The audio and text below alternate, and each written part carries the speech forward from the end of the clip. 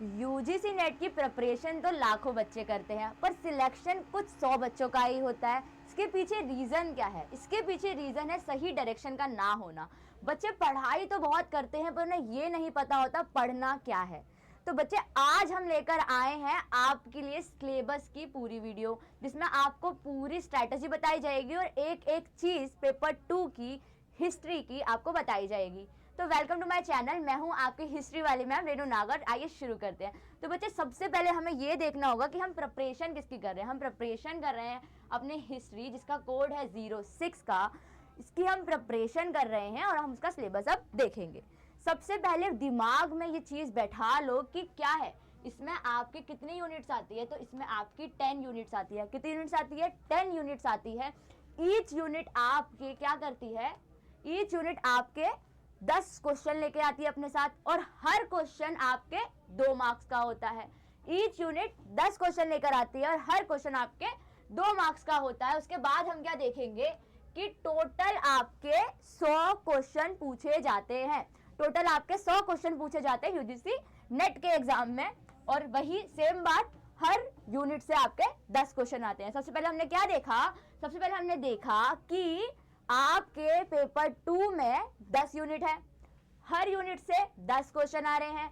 हर question की weightage 2 number की है, और टोटल कितने क्वेश्चन आते हैं? टोटल 100 क्वेश्चन आपके आते हैं, जिससे आपका जो एग्जाम है वो 200 मार्क्स का हो जाता है। अब क्या है, ब्रेक डाउन करते हैं। सबसे पहले रोड मैप का होना बहुत ज्यादा जरूरी है। ठीक है, हिस्ट्री बेटा अनंत है, हिस्ट्री बहुत बड़ी है, पर हमें क्या पढ़ना है? सबसे पहले हम ब्रेक डाउन करेंगे 10 यूनिट को 4 पार्ट्स में। 10 यूनिट को हम 4 पार्ट्स में। सबसे पहला पार्ट आपका आ जाता है प्राचीन भारत, जिसमें हम यूनिट 1, 2 और 3 करते हैं, जिसमें हम रखते हैं सबसे पहले अपने सोर्सेस यानी स्रोत को। उसके बाद हम मौर्य से लेकर गुप्त साम्राज्य को रखते हैं। उसके बाद हम रखते हैं कुछ क्षेत्रीय राज्यों को, जैसे कि वाकाटक्स हो गए आपके। ओके बच्चे, उसके बाद हम आ जाते हैं अपने सेकंड स्तंभ पर, जो कि है आपका मिडवल इंडिया यानी कि मध्यकालीन भारत। इसके अंदर हम किन यूनिट्स को रखते हैं? इसके अंदर हम 4, 5 और 6 यूनिट को रखते हैं। अब मध्यकालीन भारत शुरू होता है आपका आपकी सल्तनत यानी कि आपकी दिल्ली सल्तनत से। तो इसमें बेसिकली हम दिल्ली सल्तनत, मुगल एम्पायर और मराठा एम्पायर के प्रशासन के साथ साथ उनके सेना, उनके समाज और कुछ भक्ति सूफी मूवमेंट्स को देखते हैं। यानी कि हम पूरा का पूरा मिडिवल इंडिया, आपका पूरा का पूरा मध्यकालीन भारत इसमें कवर करते हैं। वहीं पर आपका थर्ड पार्ट आ जाता है आधुनिक भारत। ये सबसे ज्यादा डिफिकल्ट यूनिट है, क्योंकि इसके अंदर से सबसे ज्यादा क्रोनोलॉजी बेस्ड क्वेश्चन आपके आते हैं। तो इसके अंदर हम रखते हैं बेसिकली 6, 7, 8 और 9 यूनिट को। आपका क्या आ जाएगा? वही ब्रिटिश सत्ता। ब्रिटिश सत्ता तो यहाँ पे सबसे इंपॉर्टेंट है ही, पर आपका शुरू से डच, डेन, आपका पूरी वो क्रोनोलॉजी आती है। उसके बाद आपका आ जाएगा 1857 का विद्रोह, और उसके बाद आ जाएगा राष्ट्रवाद और स्वतंत्रता। ठीक है, अब एक यूनिट जो हमेशा हमेशा छुप के रहती है, जो हमेशा क्वेश्चन तो आते हैं पर इसे कोई पढ़ाता नहीं है, तो इस यूनिट का नाम है आपका हिस्टोग्राफी यानी कि इतिहास दर्शन। इसके अंदर हम डिफरेंट दर्शन को देखते हैं। सालबर्टन हो गया आपका, ऐसे हम दर्शन को देखते हैं। और इतिहास लेखन की प्रणाली क्या है, किसने कौन सी बुक लिखी है, book and author, assertion reason के क्वेश्चन। लास्ट असर्शन रीजन के क्वेश्चन आपके दिसंबर के एग्जाम आए थे और सबके तोते उड़ गए थे। वो क्वेश्चन मेनली आपके इस यूनिट से आए थे। सोचो आप कि हम पूरे सिलेबस को ब्रेक डाउन कर रहे हैं 4 पार्ट में, जिसमें अकेली एक यूनिट ने एक पार्ट कवर कर दिया, तो ये कितनी ज्यादा इंपॉर्टेंट यूनिट होगी। और आपके लिए है भैया सरप्राइज कि इस यूनिट को हम सबसे पहले उठाएंगे और पूरा निचोड़ निकाल के आपके सामने प्रेजेंट करेंगे। तो बने रहिएगा और चैनल को सब्सक्राइब कर लीजिएगा। उसके बाद क्या है कि शोध प्रणालियां आती है, किस तरह से आपकी रिसर्च की जाती है, उसके बारे में भी इसी यूनिट के अंदर आता है। वही इतिहास लेखन और विचारक, कि किस इतिहास लेखन ने क्या लिखा है, किसके क्या विचार थे। आपका लास्ट टाइम रोमिला थापर के ऊपर क्वेश्चन आया था, वो भी इसी यूनिट से आया था। तो अब तो हमारा ब्रेकडाउन हो गया है पूरा रोड मैप कि 10 यूनिट है, 4 पार्ट्स में डिवाइड करी हमने। इसमें प्राचीन भारत, मध्यकालीन भारत, आधुनिक भारत और हिस्टोग्राफी के चैप्टर्स को रखा है। अब एक एक यूनिट को देखेंगे, एक एक यूनिट को देखेंगे। सबसे पहला यूनिट नंबर 1, जिसमें सोर्सेस आते हैं और आपका प्री हिस्टोरिक पीरियड आता है और प्राचीन सभ्यताओं के बारे में आता है। सबसे पहले वही सोर्स में भी हम पूरा न्यूमिस्मेटिक यानी कि आपका पूरा मुद्रा शास्त्र भी पढ़ते हैं, आपके पूरा लेख और पूरा तात्विक के बारे में पढ़ते हैं। आप पूरा हड़प्पा के आगे चले जाओ, पूरा वो सारा इसी में ही आएगा। उसके बाद आपके कुछ साहित्य आते हैं जो विदेशी और भारतीय दोनों होते हैं, जिसके अंदर आपके वेदास से लेकर पूरा प्रॉपर आपका इब्न बतूता या फिर आप बात करें अपने छोटे मोटे राइटर्स की सुलेमानी वगैरह, ये भी उसी के अंदर आ जाते हैं। फिर हम नव पाषाण काल और ताम्र पाषाण काल को भी देखते हैं। अब आप सोच रहे होंगे कि सबसे इंपॉर्टेंट इसमें क्या है, तो इसमें सबसे इंपॉर्टेंट वही विदेशी वितरण है। इसमें हॉन सांग भी आ जाता है। हम किन के बारे में बात कर रहे हैं, हम प्राचीन भारत के बारे में बात कर रहे हैं। उसके बाद इसके अंदर प्रथम शहरीकरण, वही सेम सिंधु सभ्यता आ जाता है, उसी को ही बारे में पूरी डिटेल की, उसका व्यापार, उसके भार, उसके अंदर क्या क्या था, शिल्प बनाया करते थे, नगर नियोजन, सबके ऊपर क्वेश्चन आता है। इसमें क्वेश्चन आपके साइड बेस आते हैं, ठीक है। वहीं पर हम आगे जाए तो आपका पूरा वैदिक युग इसमें आ जाता है। क्या आ जाता है, पूरा वैदिक युग इसमें आ जाता है। आपका महाजनपद, आपके महाजनपद भी इसी के अंदर आते हैं।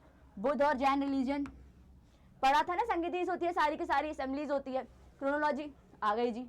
अब क्या है, ये तो हो गया आपका पार्ट 1। अब वही यूनिट 2, राज्य से साम्राज्य तक, राज्य से साम्राज्य तक, कि भैया अब हड़प्पा पढ़ ली, सिंधु घाटी सभ्यता पढ़ ली, आपकी पूरी वैदिक सिविलाइजेशन पढ़ ली। अब क्या पढ़ेंगे, हम मौर्यंस को पढ़ेंगे और राज्य से साम्राज्य यानी कि हम अब कहाँ जाने वाले हैं, महाजनपद पीरियड में जाने वाले हैं। तो भैया पूरा मौर्यंस के बारे में, मौर्योत्तर काल के बारे में, गुप्त और वाकाटक्स के बारे में आता है। सबसे इंपॉर्टेंट कृषि, भू अनुदान और इसकी और भी चीजें, बुक्स वगैरह, सबसे ज्यादा गुप्तों में जो जिसने भी बुक लिखी है गुप्ता पीरियड में वो आ जाती है। शुंग, सातवाहन, कुषाण, शक, ये भी आते हैं इसके अंदर। उसके साथ साथ हर्ष का युग, हर्ष यानी कि हर्षवर्धन, उसका युग तो आपको सेपरेट रखना ही है, वो तो इंपॉर्टेंट है, उसमें से तो आएगा ही। पर उसके साथ साथ आपको अशोक के स्तंभ को भी याद रखना है, यानी कि यहां से लेकर यहां तक सब कुछ इंपॉर्टेंट है। अगली यूनिट, थर्ड यूनिट की बात करें तो थर्ड यूनिट हमारी क्या कहती है कि मध्यकालीन की विशेषता। मध्यकालीन भारत यहां से शुरू हो जाता है, गुप्ता खत्म, हर्ष खत्म, मध्यकालीन भारत शुरू। उसमें भी क्या, सबसे पहले सोर्सेस, सबसे पहले आपके सोर्सेस आते हैं, राज्य का निर्माण आता है, अर्थव्यवस्था और धर्म और समाज के बारे में आता है। अब मध्यकालीन भारत को हम वेस्ट, नॉर्थ, सेंटर और ईस्ट में बांटते हैं। अब इतना क्यों बांट दिया, क्योंकि मध्यकालीन भारत में भारत की सीमाएं फैल गई थी और हमको हर पार्ट के राजा महाराजाओं के बारे में थोड़ा थोड़ा पढ़ना पड़ता है। ठीक है बच्चे, बहुत नहीं, थोड़ा थोड़ा, क्योंकि ये यूजीसी नेट है, यहाँ पे डेप्थ में क्वेश्चन बनते हैं। तो इस चीज को देख लिया हमने। वहीं अब हमारी बात आ जाती है यूनिट नंबर 4 की। यूनिट नंबर 4 में क्या है, मध्यकालीन राजनीति को देखते हैं। इसमें बेसिकली हमारा दिल्ली सल्तनत से लेकर मुगल और मुगल से लेकर क्षेत्रीय राजा आ जाते हैं। दिल्ली सल्तनत के अंदर हमें एक एक साम्राज्य, एक एक वंश और एक एक राजा की क्रोनोलॉजी, उसने क्या काम किया था, ये सब भी पढ़ना है। ठीक है, यही तुर्क, गौरी, खिलजी, सब कुछ GKTSL जो ट्रिक आपको बताई थी, वो ट्रिक वाले सारे यहाँ पे आ जाते हैं। उसके बाद मुगल साम्राज्य में हुमायूं, बाबर, अकबर, जहांगीर, ये पूरा आ जाएगा। वहीं पर हम बात करें यहाँ पे, ये आपका थोड़ा अलग और इम्पोर्टेंट है। हम बात करें यहाँ पे किस चीज के, क्षेत्रीय राजाओं की, तो इसमें विजयनगर, बहमानी और आपका मराठा, और आपका मराठा इसके अंदर आ जाता है। लास्ट में आपके मराठा से प्रॉपर क्वेश्चन आए थे, जिसमें हमने देखा था कि शिवाजी की पूरी क्रोनोलॉजी थी कि महाराज शिवाजी ने कब, कहां, कैसे, क्या किया था, कौन सा आक्रमण कब किया था। तो ये आपका इंपॉर्टेंट सोर्स हो जाता है। उसके बाद हम बात करें अगली यूनिट की, तो वो बच्चे आपकी है यूनिट नंबर 5, जिसके अंदर क्या है, मध्यकालीन भारत के प्रशासन और उसकी अर्थव्यवस्था, सब कुछ। शेरशाह सूरी सराय बनवाए थे, प्रशासन कैसा था, अलाउद्दीन खिलजी ने उसको कैसे कवर किया, मुगल्स ने उसको कैसे आगे तक जारी रखा। ठीक है, उसके बाद आपके वही मराठा अष्टप्रधान, शिवाजी द्वारा अष्टप्रधान आता है पेपर में, पेशवा किसे कहते थे। ठीक है, पंडित राव का क्या काम था। वहीं पर हम बात करते हैं विजयनगर और बहमनी साम्राज्य की, जो कि मोस्ट इंपॉर्टेंट है। इसमें से इसका प्रशासन, इसका धर्म, इसकी स्थापत्य कला और इसके दुश्मन, राक्षसी टांडी युद्ध, सब कुछ इसमें कवर होता है। उसके बाद हम आ जाते हैं आपकी अर्थव्यवस्था और व्यापार में। बेटा बहुत इंपॉर्टेंट है, क्योंकि क्या होता है ना, वहीं पे भूमि को कोई इक्ता कह रहा है, वहीं पे भूमि को कोई मंडल कह रहा है, वहीं पे भूमि को कोई कह रहा है सीता, है ना। अब किसने क्या कहा है ये हमें कैसे पता चलेगा, जब हम डेप्थ नॉलेज में जाएंगे। इसलिए हमें बहुत जरूरी है भूमि के बारे में पढ़ना, कृषि के बारे में, कृषि ऋण के बारे में, सूती कपड़े के बारे में, या अंतरराष्ट्रीय और राष्ट्रीय व्यापार के बारे में पढ़ना। तो ये तो हो गया बेटा यूनिट नंबर 5। ऐसी 5 यूनिट्स और बची हैं, जल्दी जल्दी इसको कवर करेंगे ताकि बच्चों के दिमाग में घुसे कि आखिर है क्या, समझ नहीं आ रहा, स्क्रीनशॉट ले लो, पीडीएफ मैम अटैच कर देगी, यूजीसी नेट की साइट पे जाओ, पूरा syllabus as it is Hindi English दोनों में पढ़ा हुआ है। पर हमको क्या है, हमको स्ट्रक्चर्ड वे में आगे बढ़ना है, तो हमको एक एक चीज देखनी पड़ेगी। आपका क्या है 6 मध्यकालीन समाज और संस्कृति। इसमें हमें क्या देखना है, भक्ति और सूफी परंपरा, पूरा आपका चिश्ती सिलसिला हो गया, सुवर्दी सिलसिला हो गया, नक्शबंदी सिलसिला, सबको देखना है, पूरा ये आ जाएगा। उसके बीच में हमें मीरा को भी देखना है, कबीर को भी देखना है, गुरु नानक देव को भी देखना है, आदि ग्रंथ को भी देखना है, यानी कि भक्ति और सूफी, हिंदू, मुस्लिम, सिख, ईसाई सबको देखते हुए यूनिट को कवर करना है। वहीं पर सामाजिक संरचना, क्योंकि हम बात कर रहे हैं मध्यकालीन की, तो अब आपके उल्मा आ जाएंगे, है ना, अब आपके पंडित थोड़ा साइड हो जाएंगे, तो उसी चीज को देखना और दिमाग में ये बात बिठा लेनी है।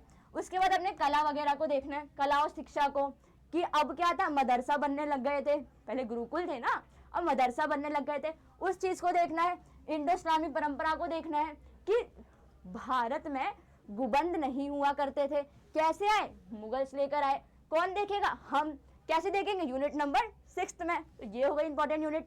अब क्या है, इसका स्क्रीनशॉट ले लो, अगली यूनिट की तरफ बढ़ते हैं, यूनिट नंबर 7 जी आ गया आधुनिक भारत।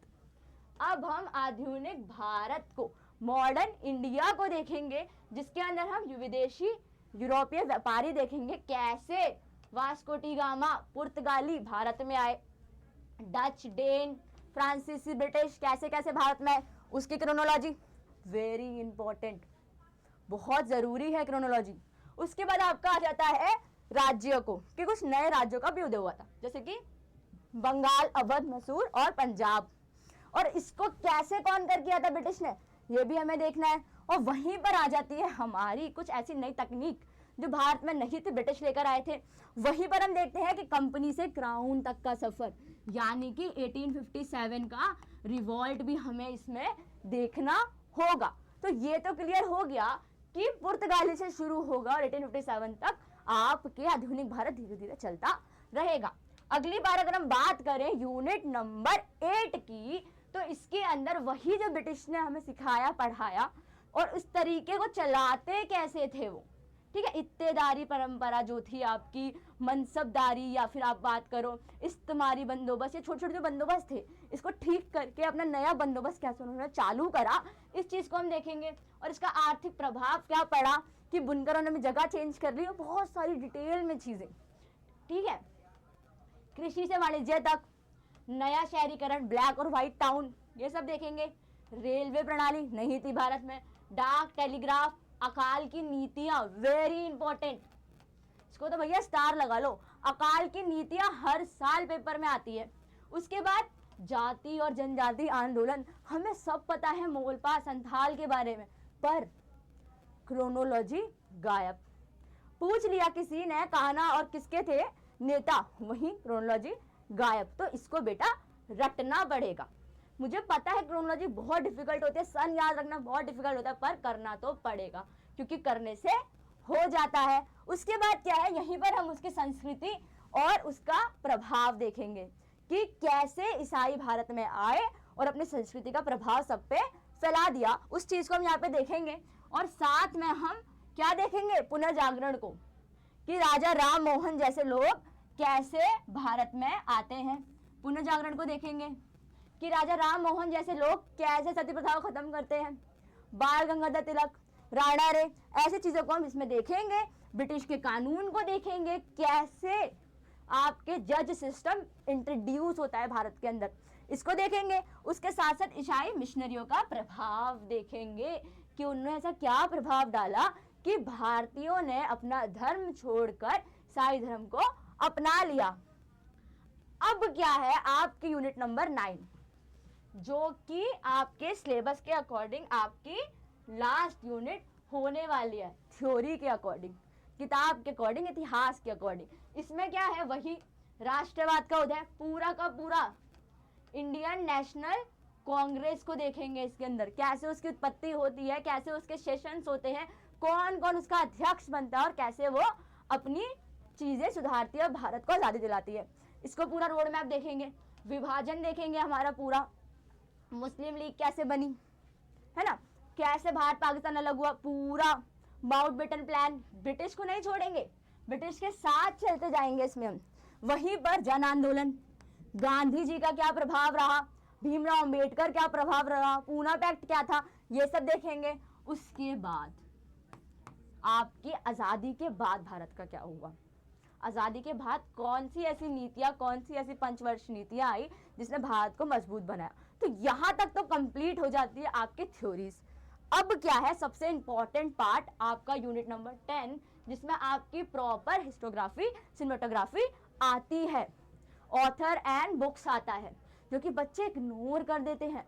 पर हमेशा वेटेज इसी की आती है। बच्चे सोचते हैं कैसे याद रखेंगे, कैसे करेंगे, सब नहीं करना, सिर्फ इंपॉर्टेंट करना। तो ये हमारा पूरा हो जाता है, जिसमें हमारा क्या आ जाता है, ऑब्जेक्टिव आ जाता है। यानी कि हम जब इतिहास लेकर लिखते हैं, पढ़ते हैं, तो हमें नैतिकता कैसी होनी चाहिए, मोरल वैल्यू कैसी होनी चाहिए, ये सब चीजें इसमें आती हैं। उसके बाद शोध प्रणाली, पूरा का पूरा आप कैसे अपने थीसिस लिखेंगे वो भी इसमें होता है, स्टेप बाय स्टेप, किसने क्या बात कही थी, किसकी स्टेटमेंट क्या थी, वो भी इसमें आ जाता है। उसके बाद हम बात करेंगे भारतीय दर्शन की, पूरा मार्क्सवादी थ्योरी, आपका पूरा जो सालबर्टन अध्ययन था, उस सारी चीजों को हम इसमें देखते हुए चलेंगे। तो भैया ये बहुत इंपॉर्टेंट यूनिट है, डिफिकल्ट है बट इग्नोर करने वाली चीज बिल्कुल भी नहीं है। वहीं पर हम आगे बढ़ते हैं। आपकी ना, आप जब सिलेबस डाउनलोड करेंगे यूजीसी नेट की वेबसाइट पे, तो सबसे पहले आपको शब्दावली मिलेगी, सबसे पहले आपको शब्दावली मिलेगी, क्योंकि कुछ वर्ड ऐसे होते हैं जिसको हम अंडरस्टैंड नहीं कर पाते, ठीक है। तो शब्दावली बहुत ज्यादा इंपॉर्टेंट आपके यहाँ पर हो जाते से कुछ वर्ड आते हैं, जैसे कि आईने दयशाला हमें नहीं पता, वर्णश्रम हमें नहीं पता क्या होता है, हमने पहली बार सुना है। तो कुछ शब्द ऐसे होते हैं जो अचानक से आ जाते हैं। तो एनटीए क्या करता है, पहले से ही शब्दावली रिलीज कर देता है कि कुछ वर्ड जो आप समझ नहीं पा रहे, वो शब्दावली में से देख के उसको पहले ही समझ लीजिए, क्योंकि हम उसको एक्सप्लेन नहीं करेंगे। तो भैया ये शब्दावली याद मत करो, ओवरव्यू लो, पढ़ो, कनेक्ट करने की कोशिश करो। जैसे कि वर्णश्रम लिखा है, मतलब विभिन्न वर्णों से कराया गया श्रम, वर्णश्रम होता है, क्लियर है। तो शब्दावली का ओवरव्यू लेना है। अब क्या है आपका स्मार्ट प्लान, ठीक है, ये लास्ट स्लाइड होने वाली है। स्मार्ट प्लान कैसे होगा, कैसे आपको अपने आप को यूजीसी नेट जीआरएफ के तरफ लेकर जाना है। सबसे पहले फोकस करो कोर टॉपिक्स पे कि आ क्या रहा है, रिपीट क्या हो रहा है, पीवाईक्यू, वही पीवाईक्यू, ट्रेंड्स क्या चल रहे हैं, देखो। फिर यूनिट 10 को इग्नोर मत करो। उसके बाद आपका क्या आ जाता है, स्मार्ट रिवीजन। 3 टाइम रिवीजन होती है एक दिन में, इस चीज को कवर करना है आपको। उसके बाद लास्ट वही दोबारा से आपके पीवाईक्यूज आ जाते हैं, है ना बच्चे। तो ये तो होगी आपकी स्मार्ट रिवीजन स्ट्रेटेजी, पूरा रोड मैप कि हमें कैसे क्या करना है, जिससे हमारा यूजीसी नेट क्लियर हो जाए। अब इसमें भी आपको कोई डाउट हो या कुछ पूछना हो तो प्लीज मुझे बताइएगा, मैं कमेंट सेक्शन में आपका इंतजार कर रही हूँ। अब तक के लिए बस इतना ही, आगे मिलते हैं आपके सरप्राइजेस के साथ, जो मैं आपको अभी शॉर्ट डाल के जरूर बताऊंगी। तो आज के लिए जय हिंद।